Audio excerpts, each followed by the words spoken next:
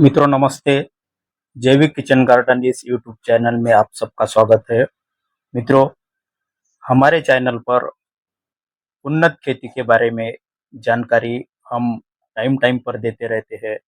अगर आपको कोई वीडियो अच्छा लगे, जानकारी अच्छी लगे तो आप हमारे चैनल को सब्सक्राइब करिए।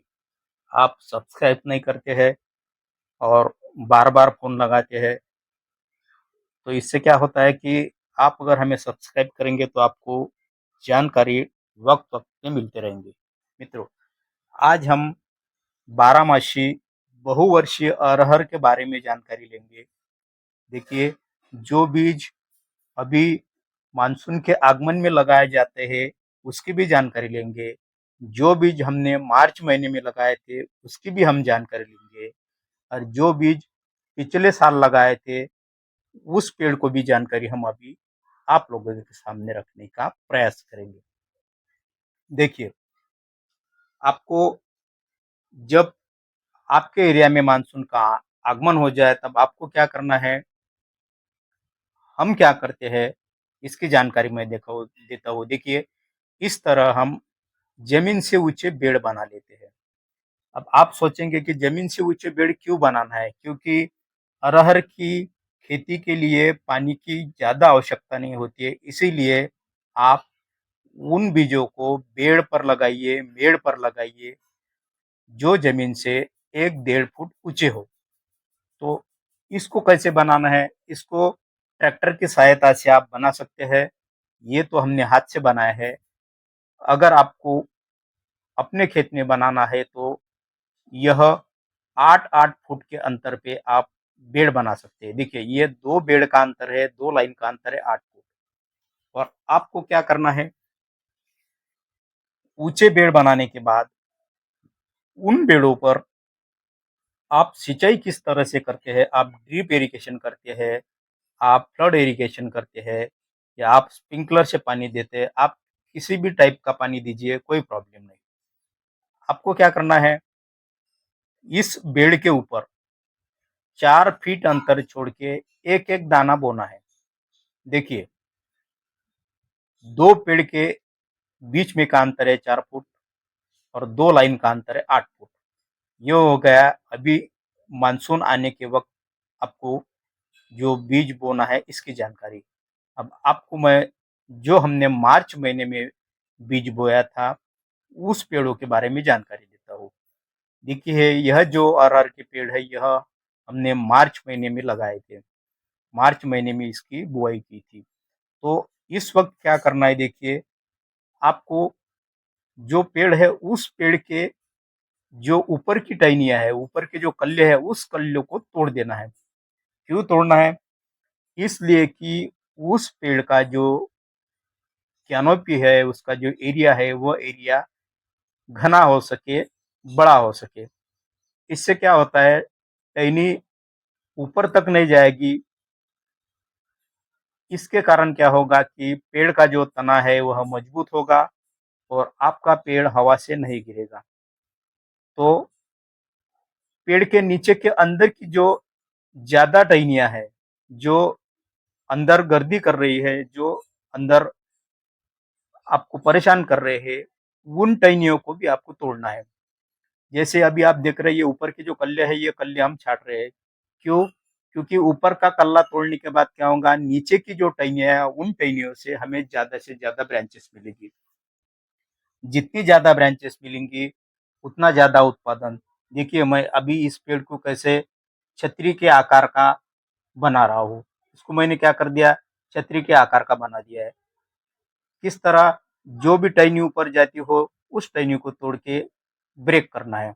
अब देखिए, पेड़ के अंदर जो भी टहनियाँ है, जो घनी हो रही है, जो गर्दी कर रही है, जो अंदर ज्यादातर जो अंदर की टहनियाँ है उन टहनियों को आपको क्या करना है, उसको प्रून करना है, उसको तोड़ देना है। उसको अगर प्रून नहीं करेंगे तो वो ज्यादा अंदर गर्दी करेगी। गर्दी करने से आपका पेड़ खुला नहीं रहेगा, उसको अ, सूर्य प्रकाश नहीं मिलेगा, उसको धूप नहीं मिलेगी।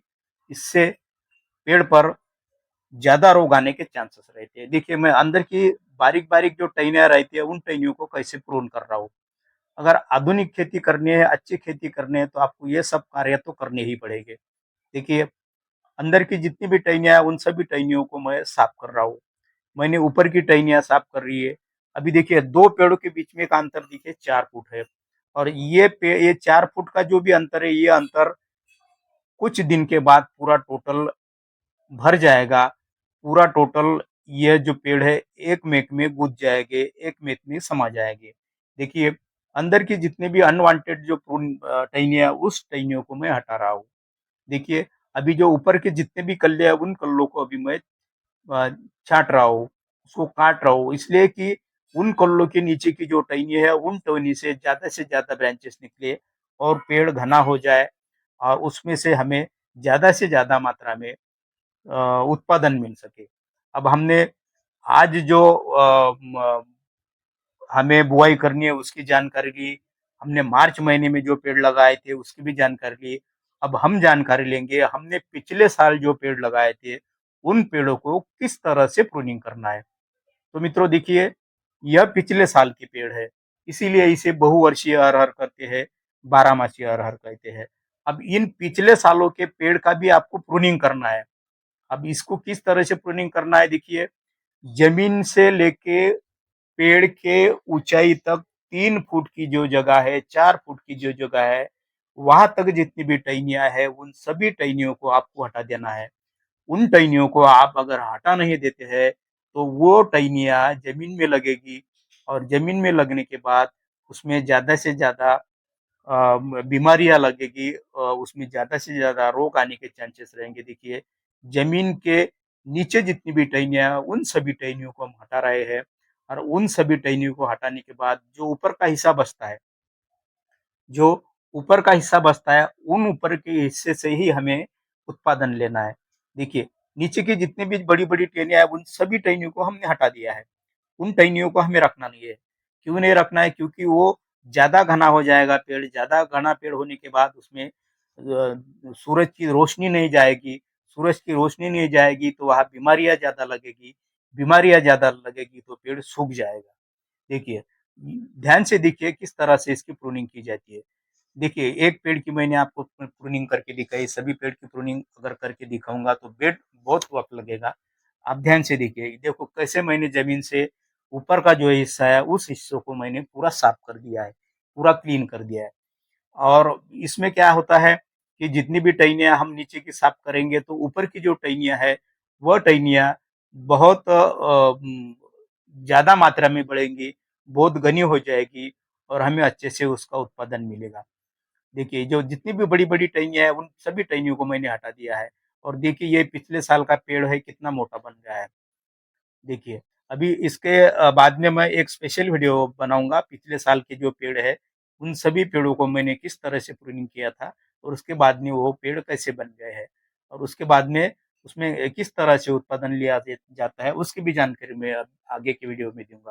क्योंकि धूप बहुत है, और धूप में वीडियो बनाना बहुत मुश्किल हो रहा है, इसलिए मैं यह शॉर्ट में वीडियो बना रहा हूँ।